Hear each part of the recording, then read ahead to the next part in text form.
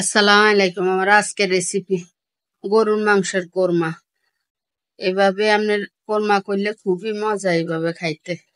এই জায়গায় লইলাম এলাচ, কালা গোলমরিচ, সাদা গোলমরিচ, দারচিনি, আর লইলাম আপনার লং আর তেজপাতা। এই মশলা গুঁড়া মশলা দিয়ে আর অন্য কোনো মশলা দিতাম না, নইলে এটার আপনার তলায় লাগে যে এটা শুধু তেলের উপরে বাসে এই মাংসটা। এরপরে এই জায়গায় দিলাম আপনার একটু আদা বাটা, 1 চামচের মতো দিলাম, আর রসুন বাটা দিলাম 1 চামচ, 2 চামচ।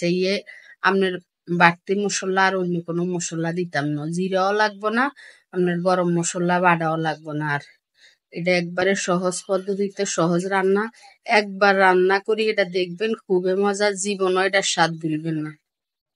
এই যে চর্বি আর মাংস লই এগুলারে মাখি জুখি বসাই দিচ্ছি। এরপরে এগুলা হইলে কষানি হয়ে গেলে এই যে তেলটা উপরে আইলে কয়টা কাঁচামরিচ দিয়ে দিলাম। দেওয়ার পরে এগুলারে ভালো করে একটু লাড়ি ছাড়ি আপনার উড়াই রাখি দিছি রাত্রেবেলায়। পরের দিন সকালে আবার বসাই।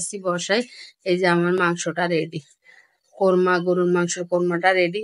এইভাবে একটা চাপ দিলে সব ভাঙে। যেভাবে যদি এই রেসিপিটা ভালো লাগে একটা লাইক, কমেন্ট, শেয়ার, সাবস্ক্রাইব করে দিয়েন। আসসালামু আলাইকুম। এইভাবে একবার হইলো গরুর মাংসের কোরমা রান্না করে দেখবেন, খুবই মজা। এটা জীবনে এটা স্বাদ ভুলবেন না, বারে বারে করতে মন চাইবে এই রেসিপিটা।